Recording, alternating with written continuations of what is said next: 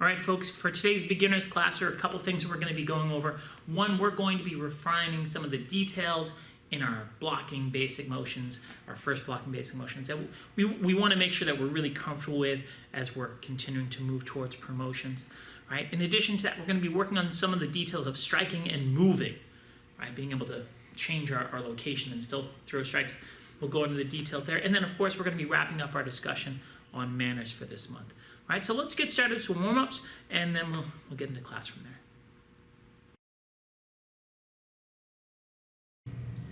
All right, so we're going to get started with our warm-up to prepare our body for class, to prevent some injuries, get us ready to move at good speed without risking injury to our muscles and to our joints. Right, so this warm-up's got 4 moves. Each one is 30 seconds. We're starting off with some snowboard hops, which is a lot like a ski jump, only go forward and back instead of side to side. Ready, set, and go. All right, so we're just hopping, nice and easy. Now, if you're one of those people who maybe this is not great for, it hurts your knees or something like that, you can just do these as steps, right? And it'll take some of the pressure off. It's definitely not as good of a warm-up, but you'll start getting those muscles moving, which is kind of the goal, right? So I'm going back to jumping, right? But maybe you've got some plantar fasciitis, maybe you got some bad knees. Maybe you got someone who's underneath of you, right? Like downstairs who doesn't like you jumping over them. Okay. Next move we're going to do is some tap down knees, right? On a tap down knee, you start in the fighting stance. You're just going to tap down, right? Maybe you're touching your knee, maybe you're touching your shin. Wherever it is, you're not trying to stretch the muscle, you're just trying to engage the muscle. So I lean down, I come up a knee. I lean down, come up a knee. All right, so we're going to go for 30 seconds. Ready, set, go. Do the first side, turn sideways so you can see a little bit better. All right. A couple things to think about as you do tap down knees. One, again, don't stretch, just engage that muscle. 2, try and look at one thing in front of you on the floor, maybe like 6 to 10 feet in front of you. By keeping your eyes on one thing that's kind of in the middle, it'll help you maintain your balance. If you're looking straight ahead, looking at your toes, you'll start to get dizzy. All right, so we're gonna do the same thing the other leg. Do these towards you, ready, and go. All right, so in this one, you may be able to see better. I never really look up at the camera, right? I look at that spot in front of me to help me to maintain my balance and not fall over. Because again, we're trying to warm up, not fall down. Keep going, a few more seconds, almost done with this one. Good also to breathe out when you do your knee. That's a benefit. And that's time. Okay, last warm-up move, we're gonna start with our feet apart. It's kind of like a ready stance, okay? And what we're gonna do is we're gonna just twist and twist. Bring our elbow across. Elbow across, elbow across. All right, so we're twisting, getting our body ready to rotate, which we do in so many of our moves in martial arts, whether it's punching, blocking, anything where we're trying to generate power, right? We want to be able to turn our hips, twist our body, right? So we're just doing a little bit of action to get that ready. If you know how to do some details in the elbow, you can work that into here. If you're not as familiar with how to do these kind of cross elbows, it's not super important. Like I said, it's just our warm-up, and we're done. Let's get ready for our main part of the class today. All right, today we're going to do a quick review of some of our basic punches. After we do our quick review of basic punches, we're going to put them into a different move. To start off, we're in our fighting stance. We're going to do just a simple jab. Ready? 1, 2, 3, 4, 5. Switch, same basic idea. 1, 2, 3, 4, 5. Good. Switch. Now, a couple of things I want you to make sure you're doing. 1, make sure after you jab, you come back to like a normal fighting stance, not all the way together, and don't leave it far apart. Normal fighting stance is a good fighting stance for what we're doing. Also, keep your hand up. Right? This other hand staying up high, super important. Let's do a few jabs. Remember, hand up, step. Ready? 1, 2, 3, 4, 5. Switch your legs. I'm punching sideways so you get a different point of view. But you don't have to punch sideways, you can punch straight. Ready? And 1, 2, 3, 4, 5. Okay, pretty simple.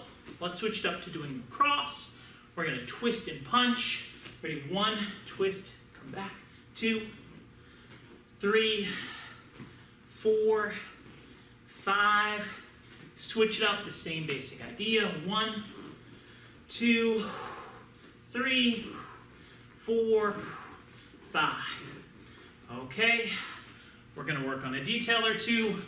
I want you to focus on my back foot. You see how my heel pops up as I throw my cross? My weight is shifting forward. I also have to bend my front knee, right? We want to make sure that this is a little bit bent. So this would be straight. A little bit bent is what we want. It's a lot safer. It gives us more power. So I want you to be aware of what your legs are doing as we do this cross. Twisting and bending. 1, 2, little bend is good. 3, not a big bend. 4, 5, good, and going the other way. Ready? 1, 2, 3, 4, 5. Okay, moving ahead. We're going to do a combination. We're going to do a jab and a cross. All right, let's do 5 on each side together. Ready? 1, jab, cross, reset. 2, 3, 4, 5. Good, and switch. Other side. Ready? 1, 2, 3, 4, 5. Okay, let's talk details. Now, most of the details are the same details that we had in the jab and the cross. Keep your hand up, step, things like that. There's one combination specific movement I want to make sure that we're doing correctly today, which is normally we do a jab and we reset. But when we do a jab cross, we do not reset. So it goes jab, then twist, then reset my feet. So you can see the difference between jab, reset, twist. Don't do that. It's jab, twist, then reset. See the difference? I hope you can, because that's one of the things we look for that you do properly as you do your punches. Let's do it. In our fighting stance, hands are up. Ready? 1, and come back. 2, 3, 4, 5.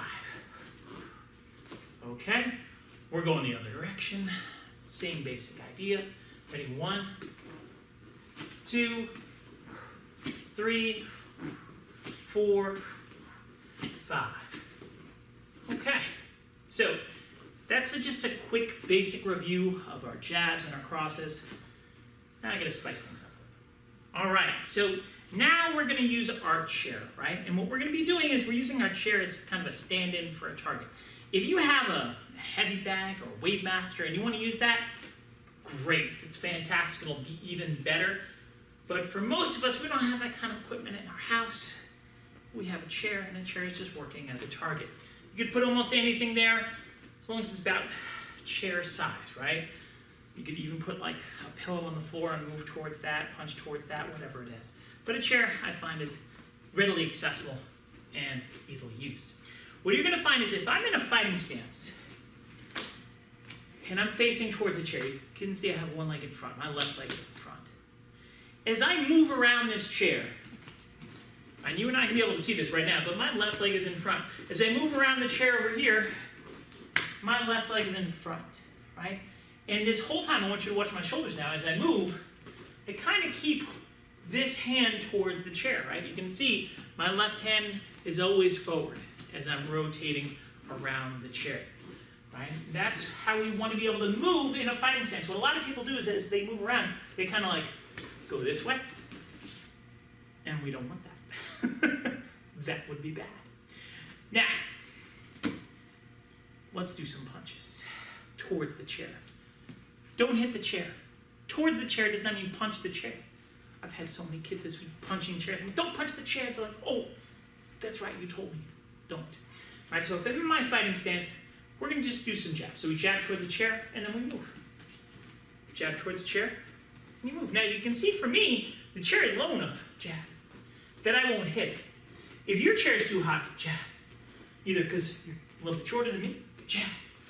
or your chair is a little bit taller than mine. Let's go the other direction. Just stand far enough away that you can't hit it, right? So like now I'm so far away I can't hit it. Can't hit the thing. Look how far out I am. Can't hit it, right? Even if it was taller and or I was shorter, right? But don't hit the chair is the big thing. Let's keep switching. Now what we're gonna do this time is we're just gonna keep moving and we're just doing like half circles. We're going halfway around, then we're going halfway back, right? As I'm doing this, you're gonna punch when I say jab. Ready, jab. Right? And you can switch directions whenever you want, jab. And maybe you don't have quite enough room in your house, jab, to do the half circle, jab. Maybe you can only go like a quarter circle, right? You go this far, jab, and you go back. That's fine, jab, right? Jab. You can even do a full circle, but I don't really recommend it. Ready? Jab. Because you can't see what I'm doing when you turn yourself completely around. Jab. And jab. Okay, that's pretty easy. And if you want to, you can even switch your legs whenever you want. I'm not going to do that because I want to make it consistent that you see. I always have that same leg in front. If you switch, you'd have to switch your legs. Now we're going to throw our cross. We're going to twist. And we come back. So as I circle, you can see I still have the same leg in front as I move around the chair. Boom. Other things we talked about with our punches are still important. Keep circling, keep punching, right? Bending your knee, turning your foot. We didn't forget about that stuff. That stuff didn't forget about us, right? And as a matter of fact, that's a big part of what we're working on here. It's actually easy to walk, right? Most of you are like, Sensei Jeff, I've been walking for years. Good. I'm glad you can walk. But the trick here is walking in a fighting stance and being ready to fire a punch or later on a kick whenever we need to / want to. That's kind of what we're working on. Good. Good. And stop. Okay. Now we're going to transition into throwing the jab cross combination. It's exactly the same as what we've been doing. If you feel like this is very easy for you, feel free to move a little bit faster, right? I'm kind of doing this at like slow speed, right? Where I'm just moving very slowly, small steps, throwing punches. If you're like, Sensei Jeff, I feel fast, I want to throw punches a little bit quicker, you can. Just maintain your stance. That's the big thing. I'd rather you do it slow and right than fast and wrong, right? Here we go. Jab cross. Go. Jab cross. And start to move. Jab cross. Start to move. Jab cross. And move. And again, you can switch directions. Jab cross. Whenever you want. Maybe you want to do it after a punch. Jab cross. And you keep switching every time I say jab cross. Right? Or maybe you just go all the way to one side. Jab cross. That's fine. Doesn't really matter. The important thing is that you're developing that ability to rotate around the target and throwing your strikes while maintaining your stance. Good. Jab cross. Good. Rotate. Jab cross. Rotate. Jab cross. And rotate. Jab cross. Okay. So final round. This time, I can mix it up. So I could say jab, or I could say cross, or I could say jab cross, or I could say jab, jab, cross. Whatever I say, you do, right? Do your punches. In our fighting stance, last punching round. Go, you move. Again, it doesn't matter which direction you're going. Jab, jab, cross. You can switch directions whenever you want. Cross. Jab. Jab, cross. Jab, cross. Keep moving. Jab, cross. Jab. Ooh. Jab, jab. That's 2 jabs. Jab, cross. Jab, jab, cross. There's some footwork there. If you don't know, don't worry about it. And jab, cross. Jab. Cross. Cross. Good. jab cross, jab cross, jab, jab, jab cross. All right, so that's a really basic drill for being able to circle around a target, still throw our strikes. Great job with that one. Let's keep moving on to the next part of class. So this week, as we wrap up our discussion on manners, I want to talk about the idea of adding in some words around those magical words we talk about in terms of showing respect, you know, the pleases and the thank yous and things like that. So I want to tell you a story. First of all, my brother and I were 2 years apart. And when we were kids, we used to fight all the time. Sometimes we'd fight physically, sometimes we'd fight verbally, but man, brothers, when we're only a couple years apart, argue all the time. I'm sure if you have a brother or a sister, you might argue with them too at home. And sometimes after we'd get into an argument or a fight, my parents would make us apologize to each other, right? And that's part of showing good manners. Sorry or excuse me. But saying the word by itself doesn't really make it, doesn't work. Because my brother would look at me and I'm sorry, right? And everything about him said that he wasn't sorry, right? His face looked like, I'm sorry, but I really hate you, right? And his tone of voice wasn't like, oh, I'm sorry. It was like, I'm sorry, right? And that would be all he would say, right? And that's not quite good enough. That's not really showing enough manners. My mom would make him say it again, say it like you mean it, things like that.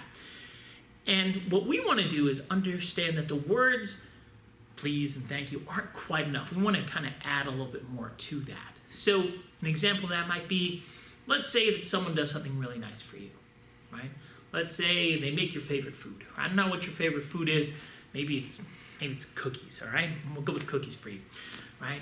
And your dad makes cookies, and you go, thanks, Dad. And I mean, that's a step in the right direction. But maybe it's not good enough. Maybe you want to say, Dad, thanks so much for making cookies for me. I love these cookies. They're my favorite cookies. Thank you so much, right? That sounds a little bit different, doesn't it, right? So my challenge to you is to try and say thank you, but in a more powerful way, using the words thank you, but then using other words around it to make it clear how much you really do appreciate it, right? Maybe saying like, I understand how hard it must have been for you to get this done today. Thanks so much for making time, right? Or this really means so much to me, right? I love it. Thank you so much. Ideas like that. So that's your challenge for today. I want you to think about it, right? Maybe there's something going on right now that someone's doing for you, right? And you're like, I'm watching this video and I know my mom's in the other room and she's doing this thing. Maybe I should go thank her, right? Or, my brother's over there and he's doing that thing. Maybe I should go thank him, right? Whatever it is, I challenge you to do that. If you need a moment to think about it, pause, go ahead. And if you want, you can even pause and go do it right now, right? Go say thank you, right? In that really meaningful way. But otherwise, we're going to keep moving on to the next part of class. Today, we're going to spend some time on our blocking basic motions. And what we're going to focus on are the details that are the difference between getting promoted to a yellow belt and getting promoted to an orange belt. The two big things that we look for there are, one, is that your hand gets to the right place the right way, not just to the right place. And finally, getting there with some speed. Now, I want to go over that first point first. So, to get promoted from white belt to yellow belt, you have to have your hand end up in the correct position. So let's take the example of a high block, which we know kind of looks like this, right? Now this is in the right place. And if you're a white belt and you do this, it's in the right place, but it didn't get there the right way. It has to come this way to get to the right place, the right way. That's really important in a lot of things in life, and it's very important in our blocks. If we go the wrong direction to get there, we'd make a mess, we could end up getting hurt, right? So what we are going to do today is we're going to focus on how we get our hand to go from the starting position to the end position on our blocks the right way. And then we're going to transition into practicing a little bit faster. So let's start off with just the high block, right? Now, we're going to do a couple of them kind of slow. We'll do them together, right? Our hands are back in the chamber. If you don't start in the right place, you will end up in the wrong place. So you got to have your hand pulled back, not resting towards your tummy, right? You're going to pull back with your muscles, and you're going to feel that a little bit. You'll be like, oh man, this is not normal for most people. Normally people don't stand like this. But that's what we're doing. We're not normal. We're better than normal, right? So from here, elbows are pulled back, right? We're going to do our high block. We're going to do a couple easy ones. High block, high block, high block. Okay, now let's go over the details. When I do a high block, the first thing I do is my arm comes down. Then it's going to come in. Then it's going to come up. Again, down, in, and up, just like that. My hand points down. It's kind of in front of your body, not off to the side too much, right? You bring your elbows almost touching, and you come up. Down, in, up. Down, in, up. Down, in, up. Down, in, up. Right? So this movement in our high block is important, not just down, up, or it could go the wrong way to get there. I want to show you a couple of them from this side in case you want to take a look at how far away my hands are, right? Let's start out with this hand up in a high block, right? When I point down, my arm's pretty close to my body, pretty close to my body. The hand that's doing the high block is actually always on the outside. So if you watch here, the hand that's blocking this one is outside of this arm. And when we switch, the hand that's blocking is outside of this arm. This one's kind of trapped in the middle. Okay, so we're going to do 4 more high blocks, kind of slow speed. Ready? 1, 2, 3, 4. Okay, next one. Middle block is almost exactly the same idea, right? When I do my middle block, down, in, and out. Down, in, and out, right? Let's do that together again.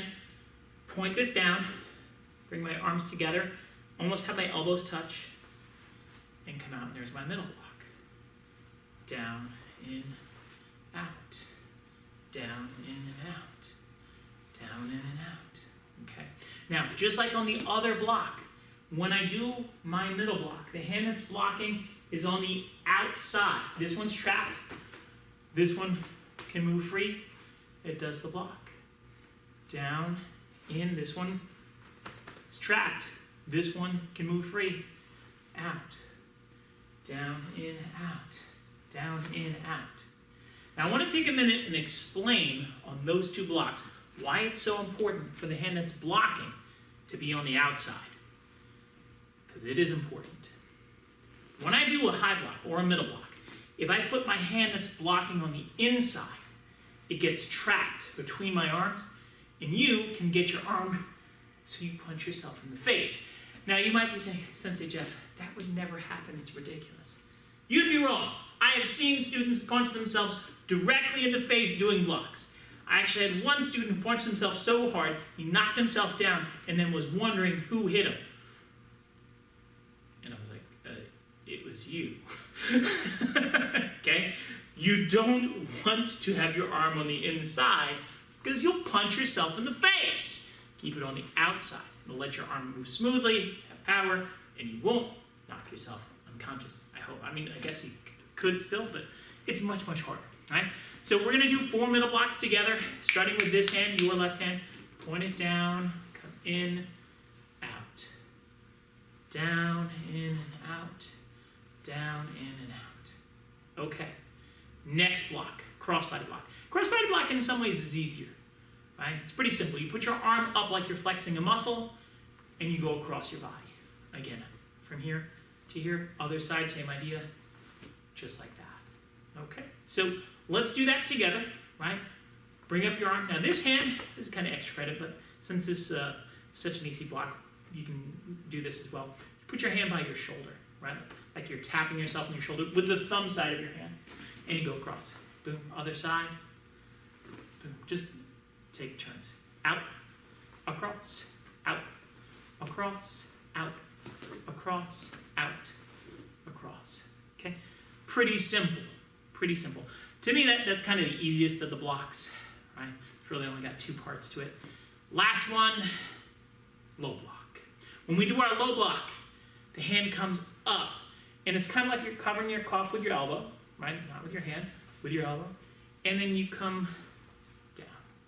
Again, hand comes up, kind of touch my elbows, come down, up and down. And much like on the high block, and much like on the middle block, the hand that's blocking is kind of on the outside, right? It's not on the inside. You'll feel all twisted up. Again, here, down, here, down, cover your cough, come down, cover your cough, come down. All right, so those are the details for each of the individual blocks. Now, we gotta practice them, right? We're gonna try and remember to do them. We're gonna do them all in order. Once we've done them in order, we'll do them a little bit faster. But for now, we're gonna do it kind of slow. Starting with your high block, 1, 2, middle block, 3, 4, crossbody block, 5, 6, low block, 7, and 8. Okay. Now, one thing you should know on this, I'm mirroring for you guys, so it's always your left hand first for whatever block we're doing. So it's a left hand high block, right hand high block, left hand middle, right hand middle, left hand cross, right hand cross, left hand low, and then right hand low. Okay, let's do it again, taking our time. Ready, and 1. Make sure you're paying attention to that detail. 2, 3, 4, 5, 6, 7, 8. Okay. One more time, tiny bit faster. Ready? And 1, 2, 3, 4, 5, 6, 7, 8. Okay, so hopefully that works on those details. If you need to take a minute and practice those, go ahead and pause them and work on those details, right? Because it's important. But now, we'll transition into our speed drill.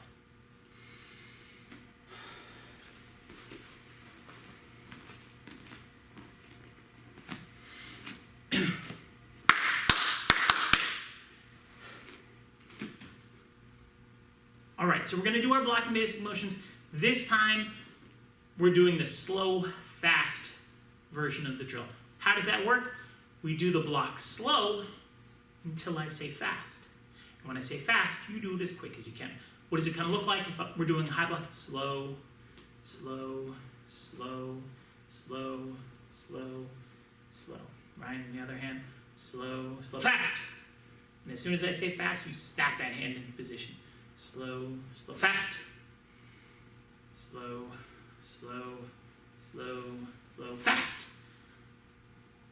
And you get the idea. All right, so we're going to try and get through all 8 steps. Right? Try and keep up with me, but don't get ahead of me. Don't fall behind me. Go at the same speed as me. Right? Here we go. Hands back, starting slow. Right? This comes down, starts to come across our body. It comes up, front. Stretch through the other hand, still slow, slow, slow, fast. Good, slow, point it down, slow, bring your elbows together, slow, bring it out, across, slow, slow, slow, good. Still slow, more slowness, fast, good. Oh, hopefully you can keep up. Slow, slow, fast. Slow, slow, slow, so slow, fast. Good, and slow, slow, slow, slow, slow, slow, slow, slow, slow. Good, and slow, slow, slow, and fast. All right, that's a little easy. Let's go again. Ready? And slow, slow, slow, slow, slow, slow, slow, and fast. And slow, slow, fast, fast. Good, and slow, slow, slow, fast. And slow, slow, slow, slow, slow, fast, fast. Slow, slow, slow, slow, fast. All right. Now let's try it again. Ready? And fast. slow, fast, fast, slow, slow, slow, slow, fast, and slow, slow, fast, and slow, slow, fast, and fast. Okay, so now this last couple of times, you're gonna do it without me showing you. All right, I'll say what block it is. Ready, high block, slow, fast. Good, and 2, slow, slow, slow, slow, very slow, fast. Finish it up. Good, and 3, slow, slow, slow, fast. Should be a middle block. If you're on a middle block, good. If not, maybe you should practice more. And 4, fast. Good. 5, slow, slow, slow, slow, slow, slow, slow. Think about what you're doing. Fast. Good. Going to 6, still a crossbody block. Slow, slow, fast. Good. 7, fast. Good. And 8, slow, slow, so slow, slow, slow, slow, slow, fast. All right. So hopefully you're able to do that and change your speeds and work on those little details. You can practice that as much as you want. You can ask your parents to do it with you, your family to do it with you, whoever it is to do it with you. All right? Everybody, good job. Let's keep moving on to the next part of class. For this week, for our end game, we're going to be doing one of our weekly challenges brought to us by Sensei Mark. Right? This is one of my favorites. There's a whole playlist of them that we produce each week, but you can take a look at it. Fun one with some socks and some coins. Pick which one you do. Give it your best shot. There you go.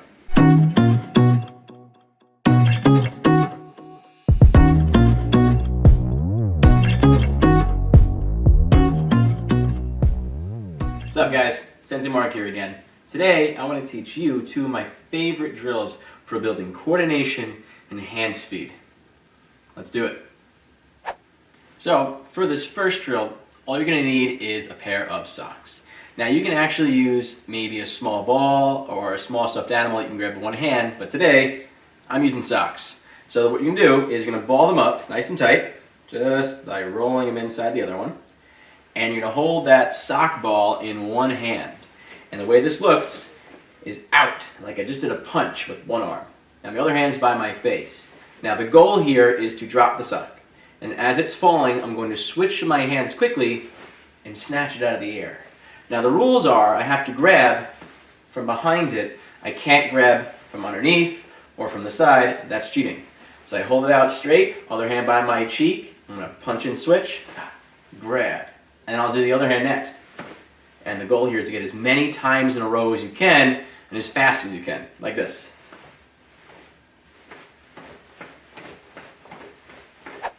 Alright, now this next drill is way harder. What you're going to do is you're going to take 2 of any coins you like. Today I'm using nickels. You can use quarters, pennies, personal preference. And you take one of those coins and lay it down flat on the back of your hand. The other coin, you do the same but on your arm. So you have a coin on your hand and your arm. You're going to take your whole arm, flick it up in the air. The coins will fly up, hopefully not too high. And then you're going to try to grab each coin out of the air using one hand at a time, just like this. And then you're going to put them back on. You're going to try for round 2. So put it at the back of your arm, balance, flick up, snatch, snatch, and there you have it. So for a couple of you guys who think that one's too easy, go ahead and try 3 coins. So the way this one works is you're going to put a coin in the back of your hand, another in the back of your arm, and the third one also on the back of your arm. You do the same thing, flick up and then try to catch all 3, like this.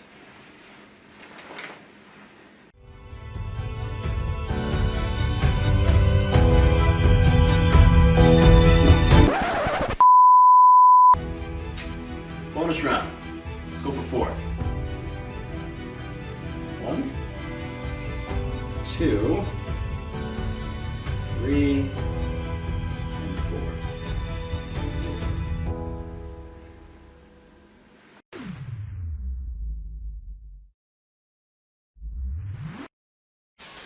There you go, guys. That's just 2 of my favorite drills to work on my precision and my speed and my striking. Maybe next time I see you, you can show me how many punches you got in a row or how many coins you flipped up and caught. But until next time, guys,